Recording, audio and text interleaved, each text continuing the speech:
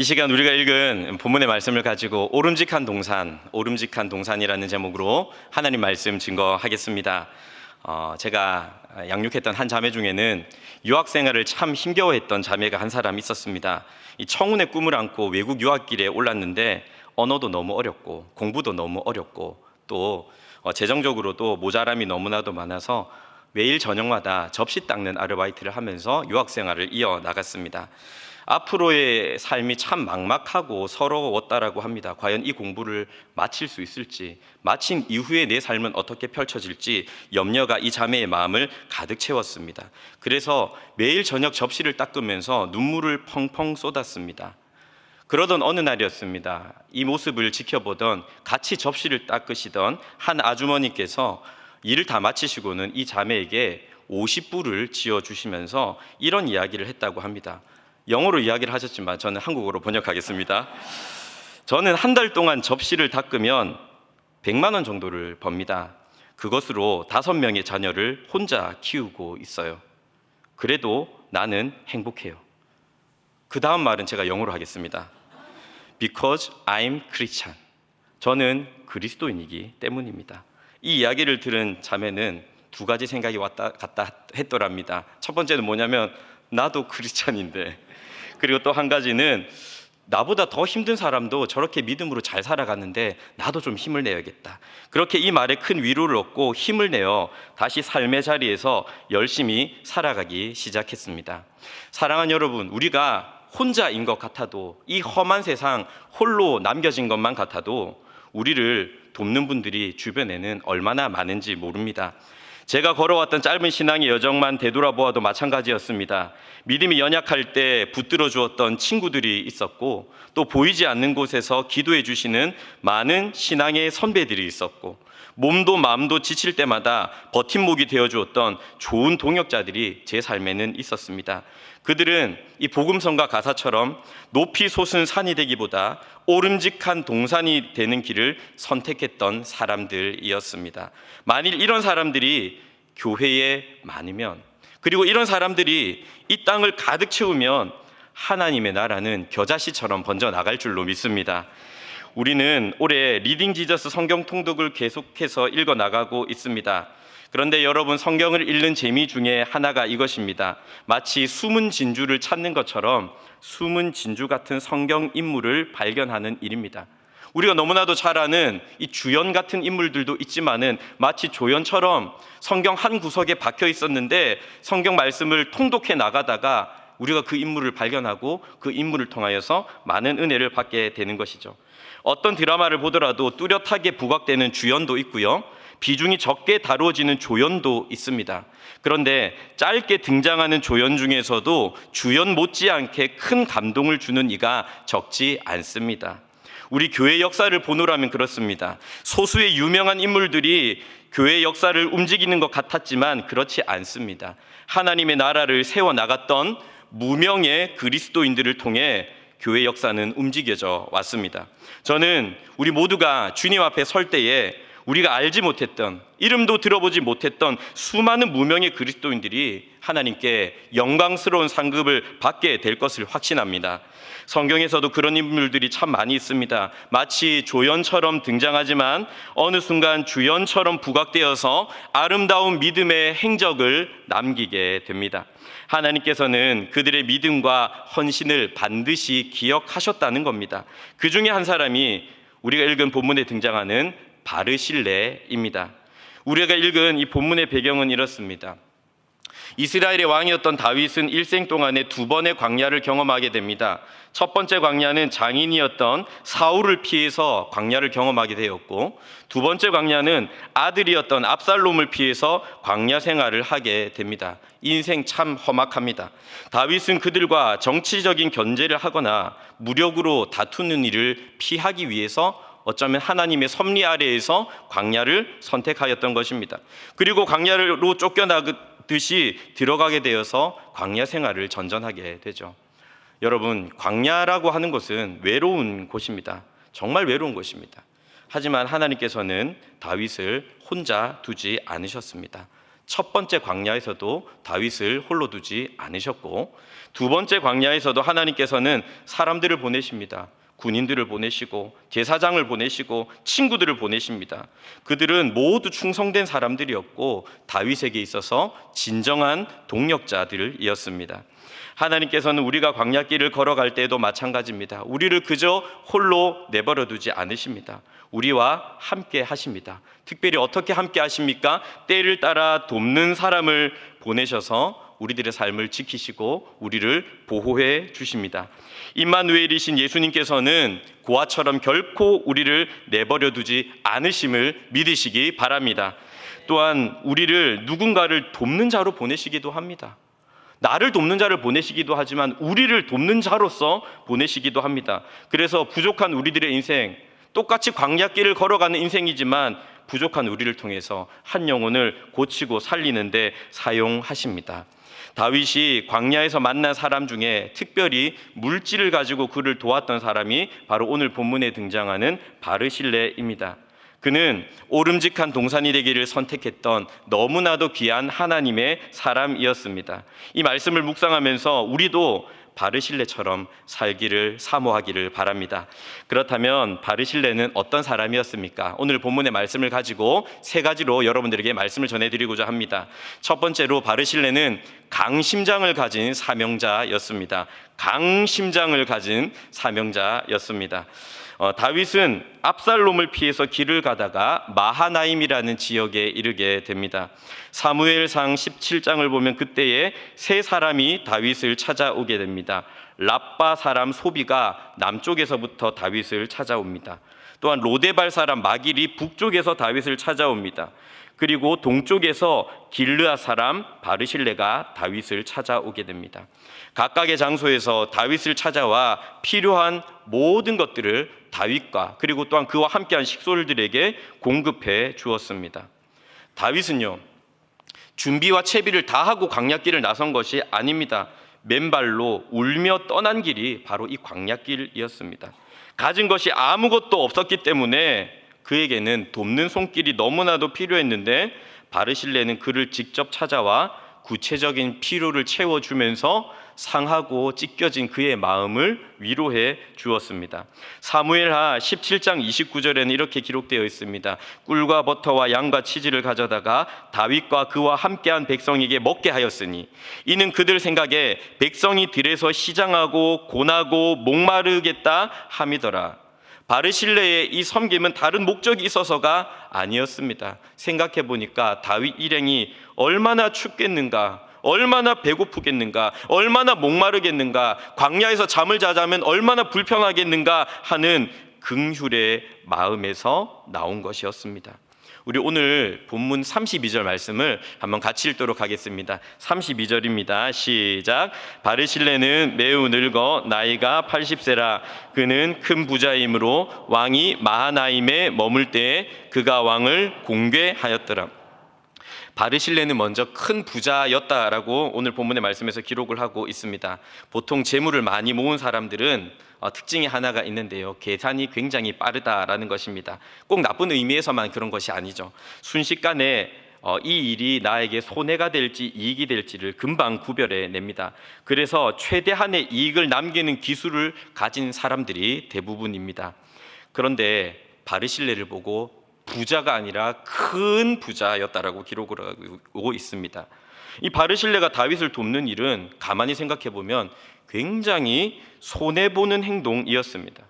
이미 이 국가의 정세는 압살롬 쪽으로 다 기울었고 다윗을 도와주었다라는 사실이 만일 밝혀지기라도 한다면 큰 피해를 입을 수 있었습니다. 어떻게 모은 재산인데 한꺼번에 다 빼앗길지도 모를 일이었습니다. 심지어 압살롬은 바르실레가 살았던 길르앗에 진을 치고 있었습니다. 사무엘하 17장 26절을 보면 이에 이스라엘 무리와 압살롬이 길르앗 땅에 진치니라. 길르앗은 바로 바르실레가 살았던 지역이었죠. 그럼에도 바르실레는 이런 상황 자체에 전혀 개의치 않았습니다. 상식적으로는 이런 행동을 하는 것이 굉장히 무모해 보입니다. 하지만 그는 다윗이 비록 쫓기는 신세가 되었을지언정 하나님께서 기름 부으신 왕이라는 사실과 다윗을 돕는 일이 하나님 편에 서는 것이라는 확신이 있었습니다. 압살롬 뒤에 있는 권력을 무서워했던 것이 아니라 다윗과 함께 하시는 하나님을 두려워했던 것입니다.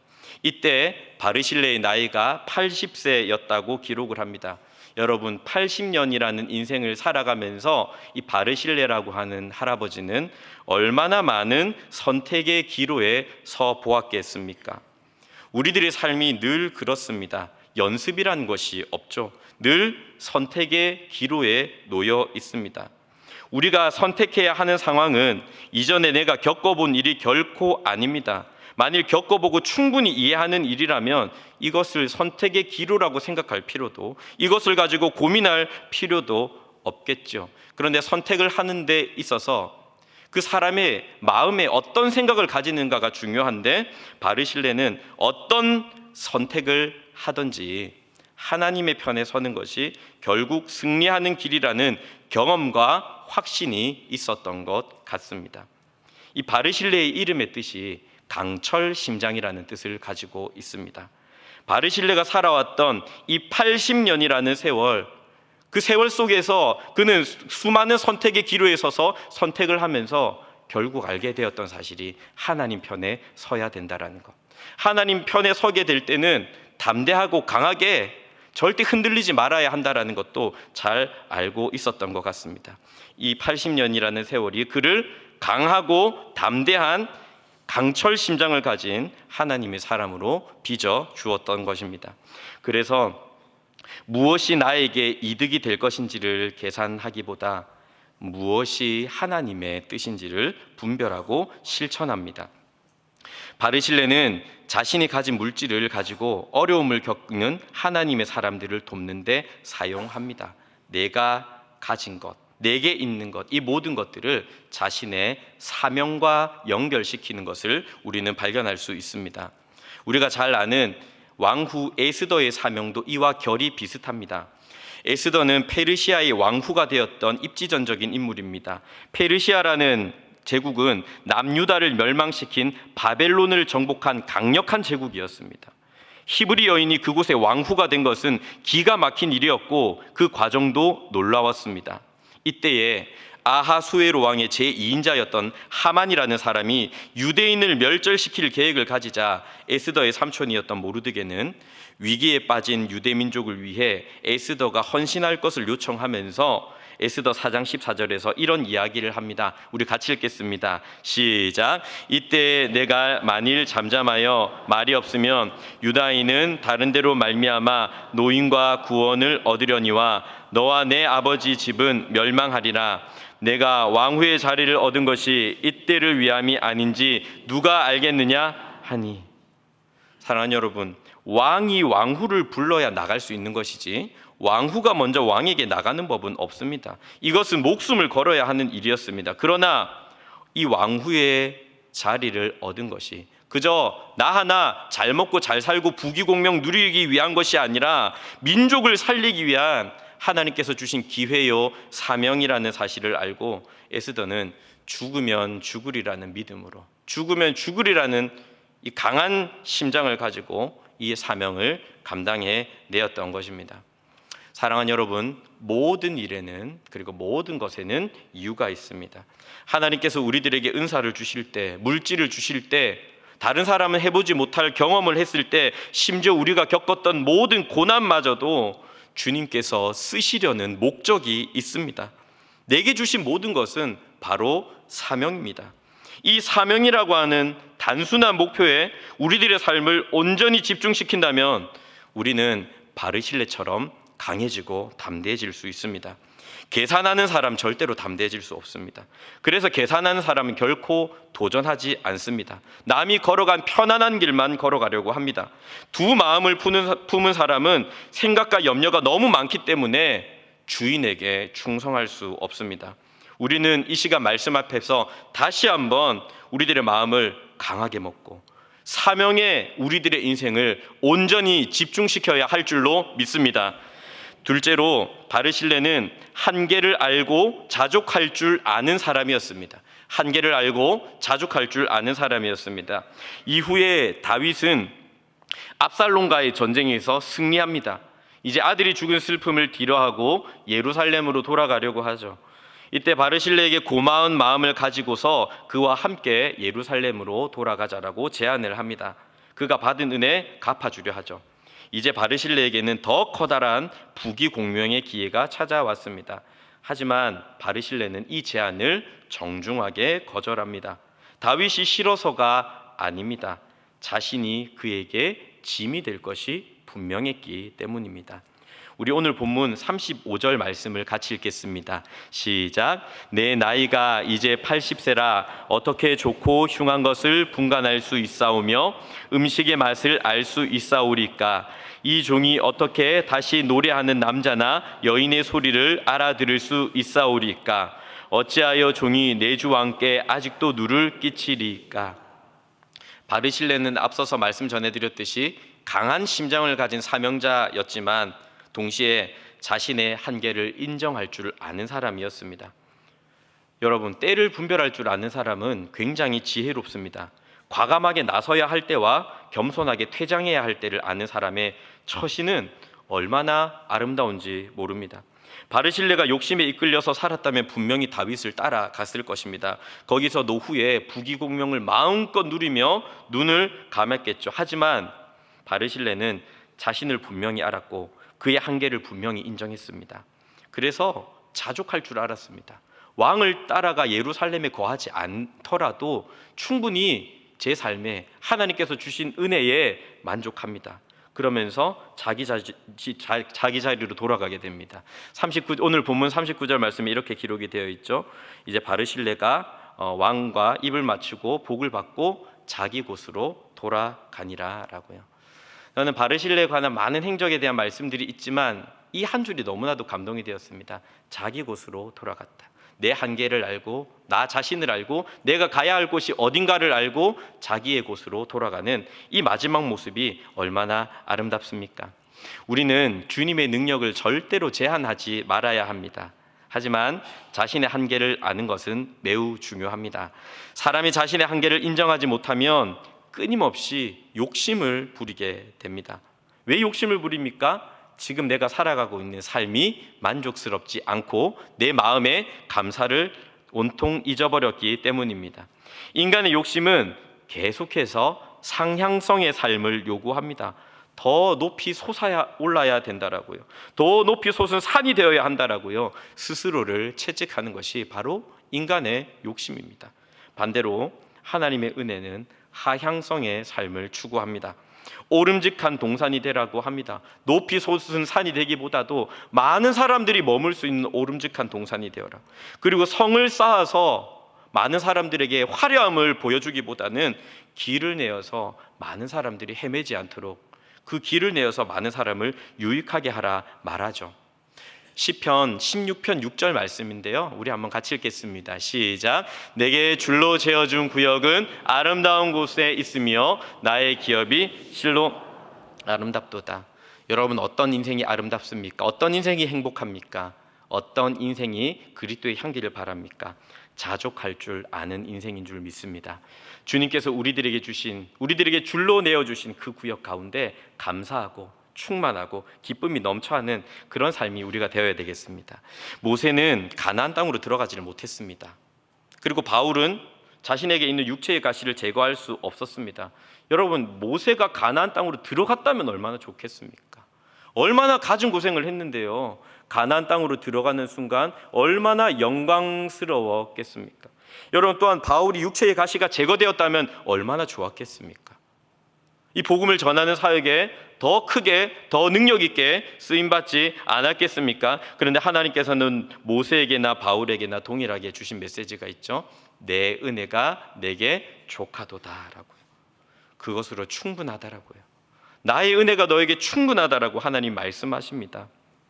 여러분, 주님께서 말씀하시면 갈렙처럼 산지라도 개척해야 되겠지만 주님의 뜻이 아니라면 우리는 멈춰 설 줄도 알아야 합니다. 성령의 9가지 열매 중에 마지막 열매가 무엇입니까? 절제입니다. 하나님의 사람은 하고 싶은 것 다 하고 살지 않습니다. 그리고 우리가 가지지 못한 것이 있다라고 해서 가지지 못한 것에 너무 간절하게 매달리지도 않습니다. 그저 하나님께서 우리들에게 허락하신 이 지경 안에서 만족할 줄 알아야 합니다.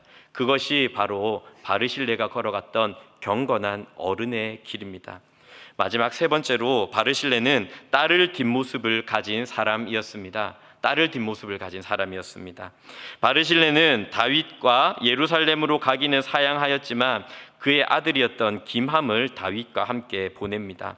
자신은 비록 나이가 많고 기력이 없어 왕에게 누를 끼치겠지만 김함은 아직 젊으니 왕에게 도움이 될 것이라 생각했기 때문입니다. 다음 세대들이 하나님의 편에 서서 기름 부음 받은 왕을 섬기도록 인도해 주었던 것입니다.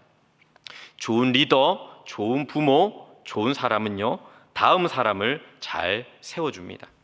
자신의 시대의 모든 부귀 영화를 누리도록 욕심을 부리면서 다음 세대를 고갈시키지 않습니다. 다음 세대들이 기성세대보다도 하나님을 더 잘 섬길 수 있는 아름다운 토양을 만들어 줍니다. 다윗은요, 그런 김함을 극진히 대접했고 그의 아들 솔로몬에게도 잘 보살피도록 끝끝내 당부합니다. 이후로 이 바르실레의 후손들은 게롯 김함이라는 마을에서 잘 정착하며 살았습니다.